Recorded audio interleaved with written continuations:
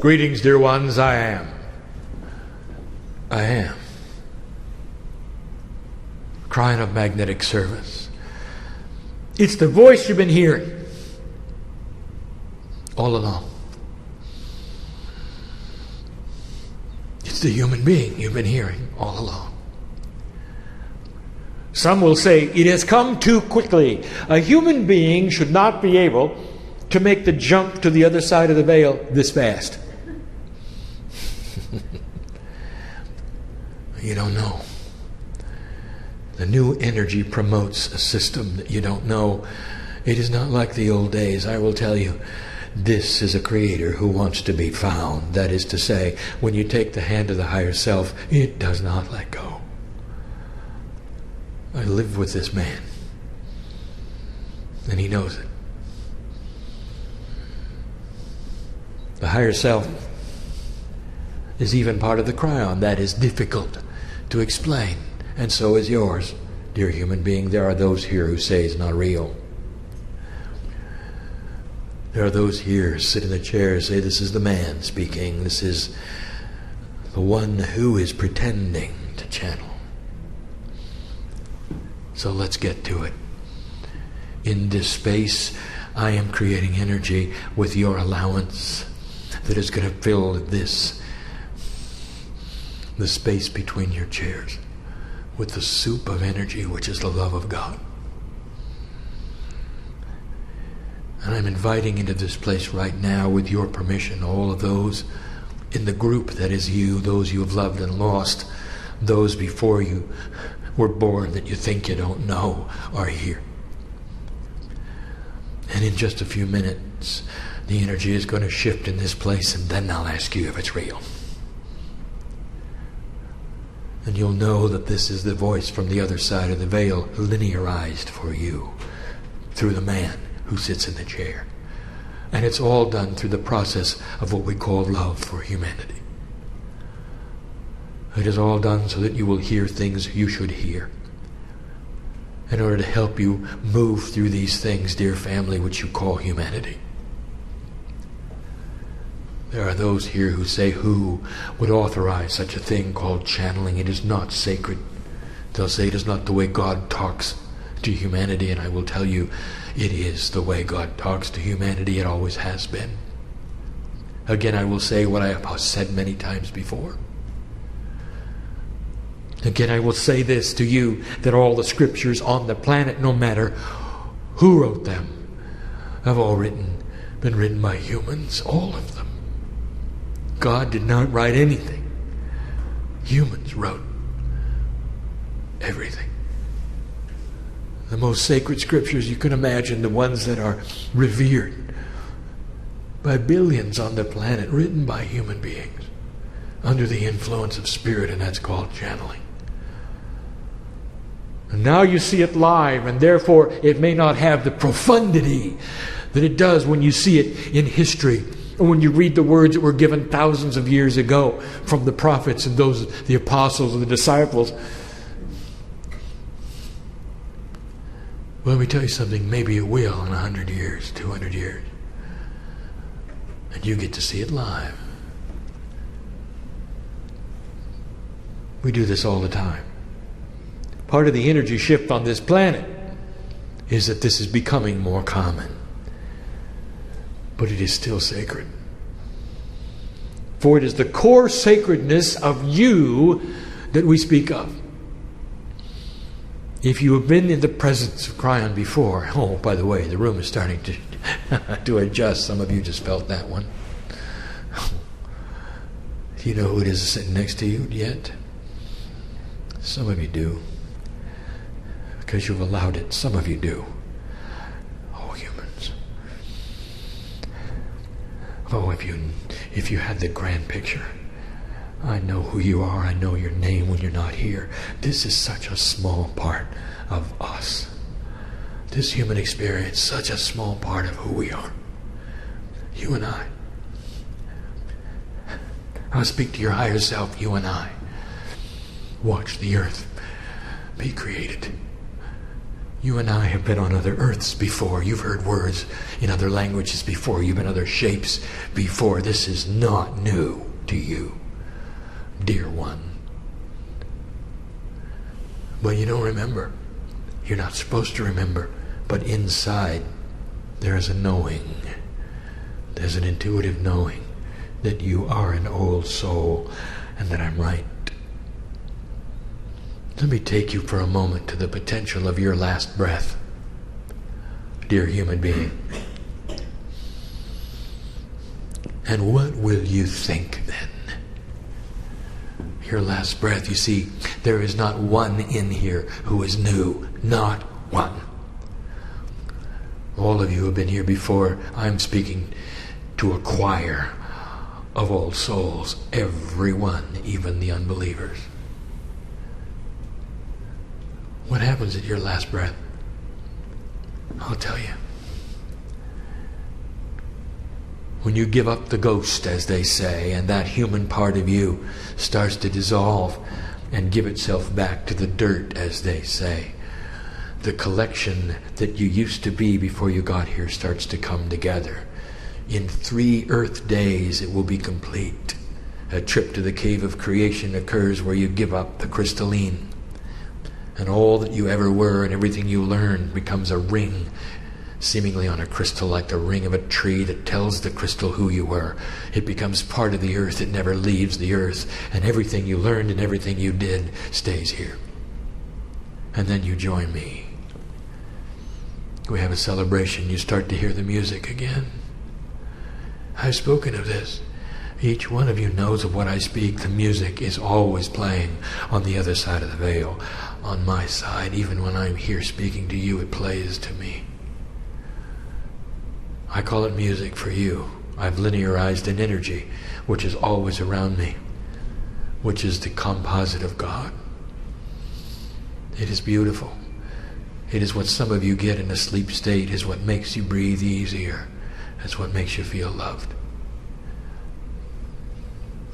The room starts to heat up even more than it should, because there's more here than there was a few moments ago. Oh, the message is not necessarily that profound today. I'll do something I don't always do. We'll talk about current events. We don't always do that. But some like that, and so that is why I've told my partner to transcribe it. Depending upon the energy here, will depend upon whether or not the equipment works today. Sometimes it simply stops. It simply stops because the circuitry cannot take the profundity of the love of God. Hasn't been designed that way yet. And here we are in a circle. A continuous circle. When I see you, I see all of your lives together and the potentials of your own futures. I see those who started humanity. There's a shaman in the room who's just awakening, who is starting to see his shamanic energy. And it's taken a long time. He knows who he is. There are other old souls in this room who have no concept of what is in the rings of their crystal. I'll speak of that in a moment. In fact, I'm going to give you 6 energies, and that will be the last one. Number 1, let us speak of current events. Something is happening right now you should know about. Current events, very, very current, right below your feet. Oh, not right below, but to me it's instantly below, is the magma of the earth, the core of the earth. That is to say, the center, which is molten, is slowing down. If you look in the right places, you'll see this in your news. It's slowing down. This is creating the lessening of the magnetic grid. That is to say, it is starting to decrease in its gas. It is measurable. Scientists can measure it. It is happening right now. It is part of the shift that we speak of. It is part of the new year, 2008. We told you it was coming, and here we are in the 7th month. Number 7 is a sacred number. You know that, don't you? And if you've done your numerology and you've looked in what we have said, you would expect it now, and here it is. It is a continuation in the physical properties of the planet that we told you would exist. It is appropriate. Do not fear it. There are those who say you're headed for a magnetic flip. Indeed, you are. The potential is that it will not be in your lifetime, but eventually it will take place. If you expect it, there will be no chaos. In the past, it has hovered at a zero energy for hundreds of years before the flip. It will not this time. But the chances are it will not be in your lifetime. It responds to your consciousness. The very reason the magnetic grid is growing less is so that the distance between you and the veil will be minimized. This is a way of saying that the communications to your cellular self, that is your DNA, your memory itself, your crystalline, is becoming grander and greater because the veil is becoming limited. All of this to say the tools are growing. It's got to be this way. You're headed for a vibration of the planet like it's never seen before. You're headed for a 2012 experience, the beginning of the planting of the seeds for a vibrational increase in the planet. It is not an accident that you're going to be here, dear human being. There are those who have said, well, what do we do about it? And the answer is, you are it. Just be.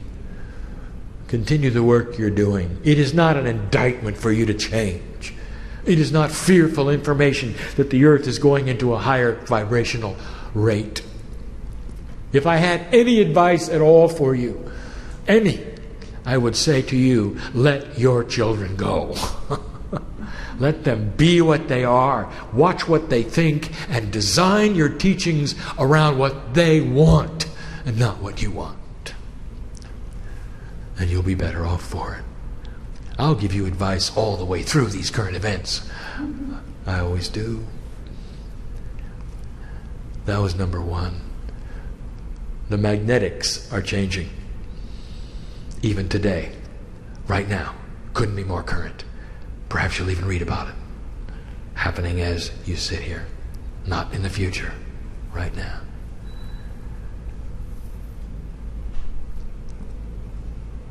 Next month, a grand experiment takes place. The largest machine on earth comes online studying the smallest things that exist. Things that are invisible. And we speak now of the atomic accelerator in Switzerland. Current events. There are many who've said, this is dangerous. It is not. No more energy will be studied there than is present in the barrage of cosmic energy that hits the earth every moment of every second. All they are doing is creating the energy in a controlled way so that they can study it, because they cannot study it when it's random. They use matter and antimatter. They use protons and antiprotons. And they speed them up to 90% or more than the speed of light and crash them into each other. And the biggest experiment that's ever been. Let me tell you what the potentials are. And remember, you heard it here first. What they're looking for is interdimensional energy, and they will find it. Because they're looking. What they're looking for is what they'll get. And let me tell you the profundity of what they're about to discover within this next decade. They will rewrite the scenario of how the universe started. The Big Bang never was.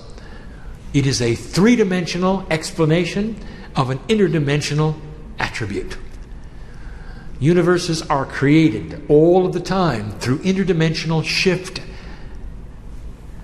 And when one dimension literally collides with another, you get all of the attributes that you describe as the Big Bang. In 3D, you had many scientists prove what they felt was the Big Bang theory's attribute that showed it truly existed. They found the residual of what they thought was proof. Names like Hubble and others. And here's what we're going to tell you, that if you're going to think in 3D, that's what you're going to get. But even the Big Bang theory had to be interdimensional at its beginning. For everything traveled faster than light. Everything happened all at once. Today, that would have been the attribute of a quantum event. And that's what this laboratory will discover. For you're about to see the residual of an interdimensional collision. It's everywhere. Once you can start to see the dimensions that are invisible, or at least see the attributes that they trace in the explosions that they're going to see, it'll be obvious. All of this to say to you in this cryptic way that this particular experiment is safe, this particular experiment is a long term, and you're actually going to see interdimensionality at its best. That was number 2. I'm going to rewind time for a moment. I want to go back 10 years. Because I sat in front of you then and I gave you information about your energy crisis. And now you're in it. So I will now explain yet again some things that you can do about it. I'm going to give you the same information I gave you before. For those need to hear it now, who did not hear it before, and see it now, who did not see it before. This particular message has the potential of hitting the ears of someone who you would say in 3D is abundant. That is to say, they can make things happen because they have the purse strings to do so. You would call it deep pockets. And so I challenge the one that hears this with deep pockets. For this will only make you more abundant. There are 2 energy sources on this planet which have always been there, which are free. Free. And the technology to claim them has been developed. And they are free. Listen. Number 1.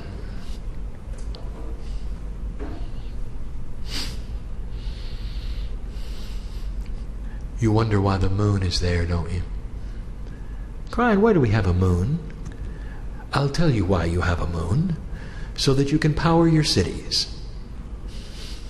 And no one has ever thought of it. The moon gives you motion of water on a timetable that has never changed for centuries. It gives you hundreds of thousands of tons of push-pull energy for free. Always there, where most of your large cities are. The waves and the tides provide the power for Earth. It'll provide the power for every single city you can build from now till the day the Earth is no longer. There is no limit to the amount of electricity that you can provide yourselves, even to the degree of plugging in your cars. And it's free. And it's free. All you have to do is to build the apparatus that will contain it. And you have it. You know how to create push-pull energy, whether it be a paddle wheel or a float. All of this has been designed.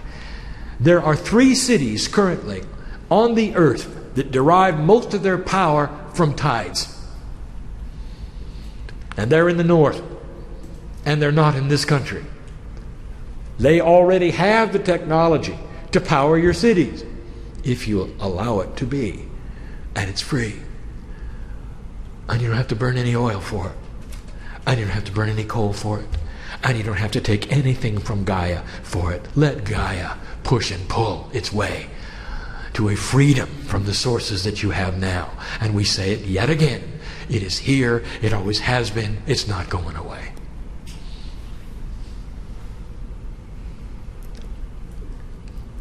The second one, a little harder, but just as obvious. You have many ways of creating power. One of the most complex and difficult to understand and build is the nuclear power plant. And all you have done when you've finished is to create a steam engine. For all it does is create heat. For you then to create steam. For you then to create a generator which moves to create electricity. It is therefore a glorified steam engine. There is another glorified steam engine called the magma of Earth. Everywhere you drill, it gets hot the further you go down. Did you think about that? If you want heat, all you have to do is drill for it.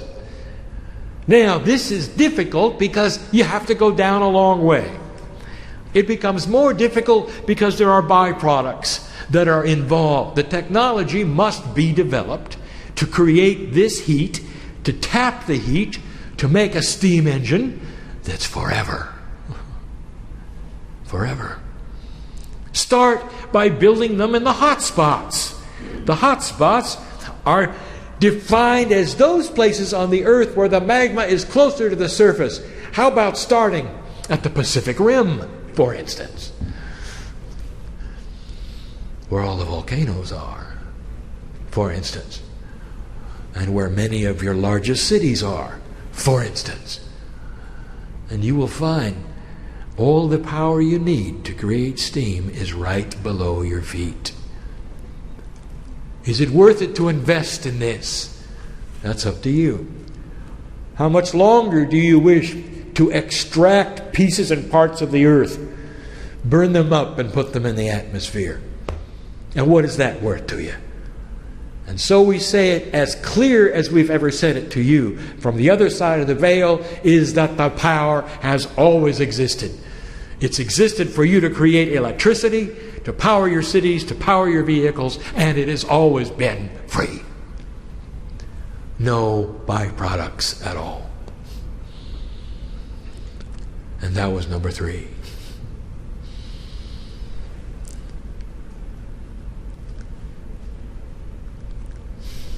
Number 4, we have some advice about the weather. It's not going to get better. And if you sit and wish for it, that is not going to make it better.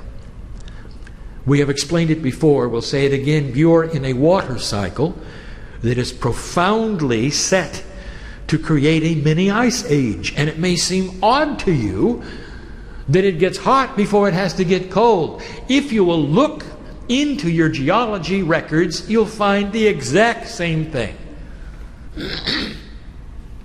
You didn't have the records you had then in the 1400s, and it happened then.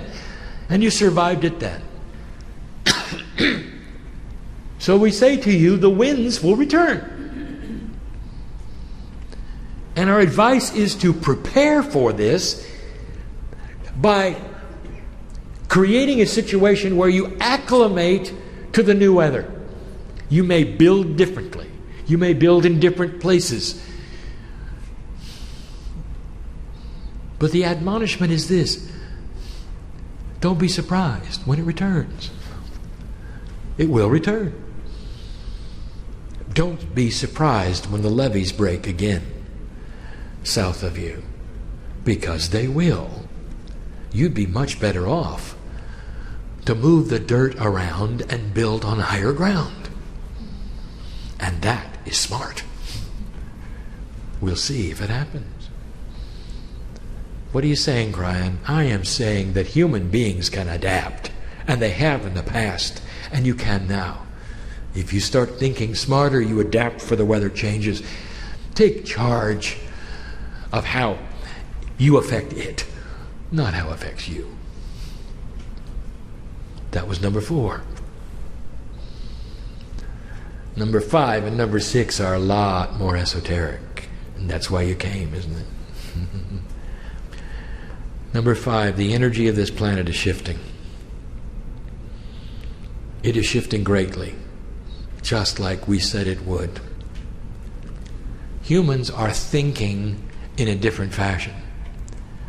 Many of them are starting to have understandings and epiphanies, even about science, new thought about how things work. We told you they would.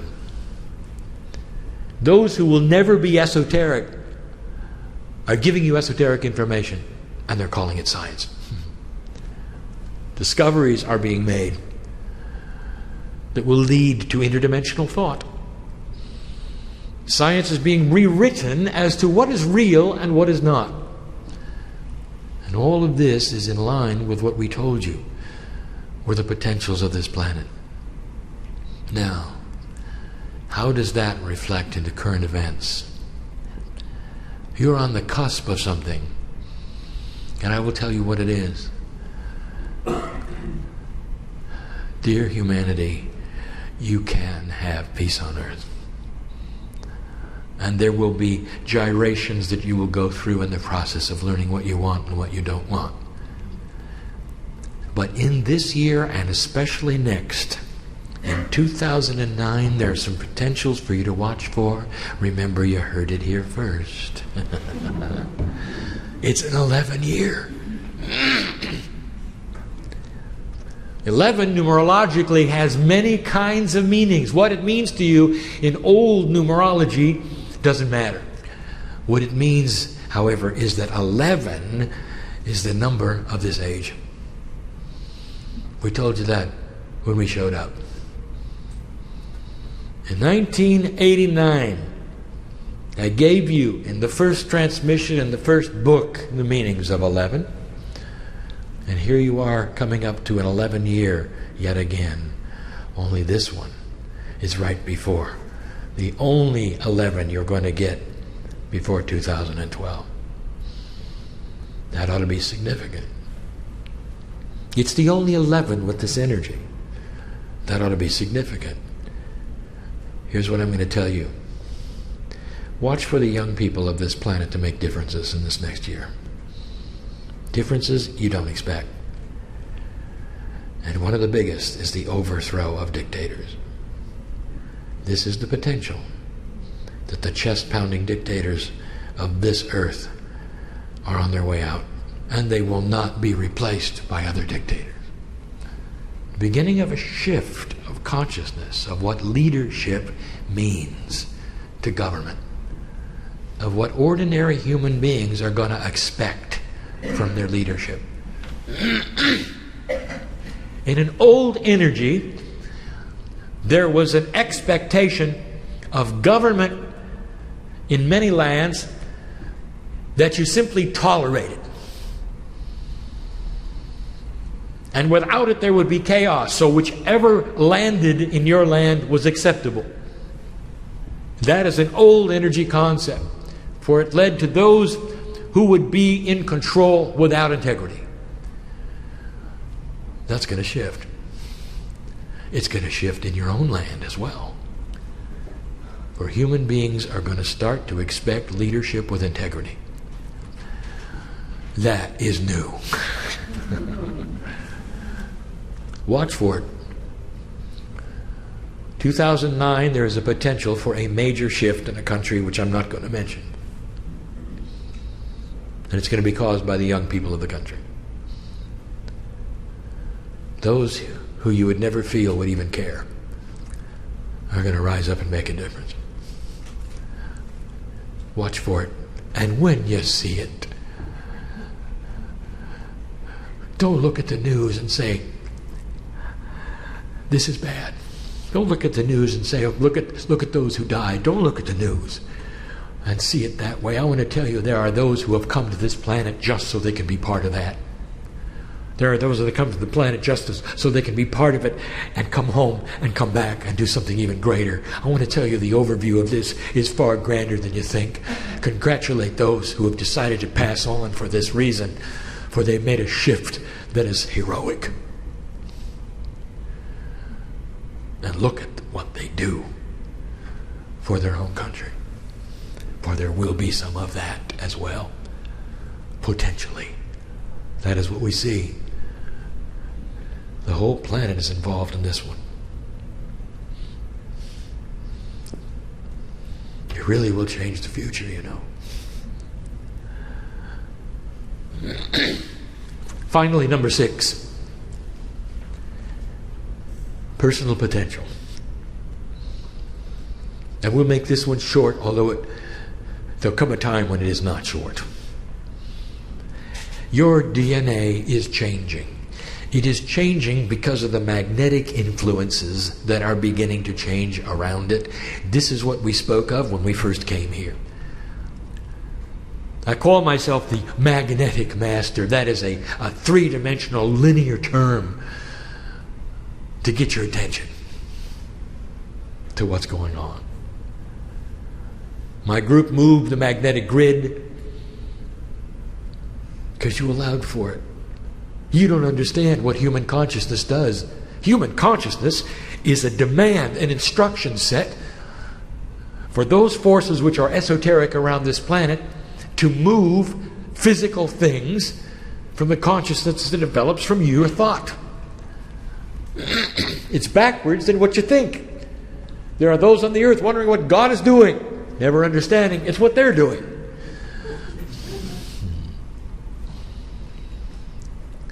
The personal potential is going to rise very significantly. Potential. Nothing happens to you unless you ask for it. The ability to rewrite DNA, the ability to change your attributes that you came in with, you thinking above the cellular level, being able to claim pieces and parts of the Akash. That means that which you were, which is part of your own crystalline crystal in the cave of creation, can be mined. That means that you can go back and pick up the best parts of you. And it's about time, for that is what we see. We see you as an entire human string.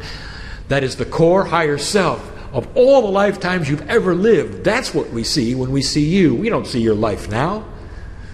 We see the old soul.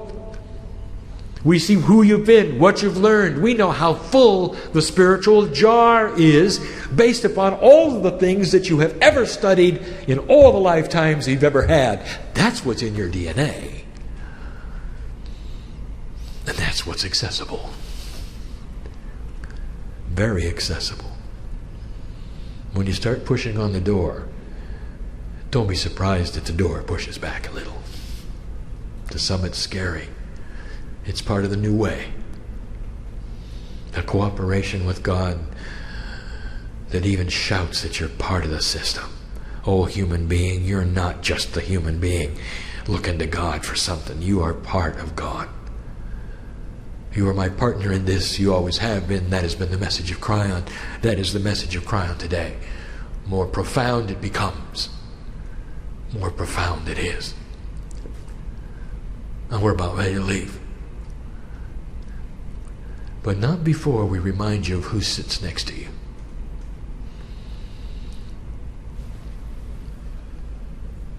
There are those listening to this message that are not in your time frame. If you'll allow me for a moment to speak to them. You sit there and you're listening, some of you, most of you, alone, to this message. And you're thinking to yourself, well, this happened in the past.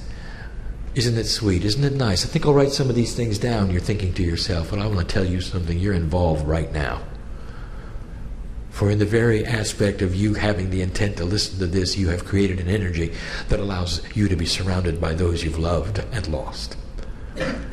by those in other lifetimes that continue to surround you as what you call your guides. There is a lot going on right now around you, listener. You are not just tuning into something that happened in the past. And I'm talking to you personally. You know who I'm talking to. And you ought to feel it right now. Because I know the potential that you're listening. And you are. Such is the way quantumness works. That we have the ability to see things out of time. But the potential existed for you to listen, and you are. And I will tell you, it is no accident that you're here with your ears. Any more than it's an accident that there are those here in this time frame with their bodies to sit in the chairs.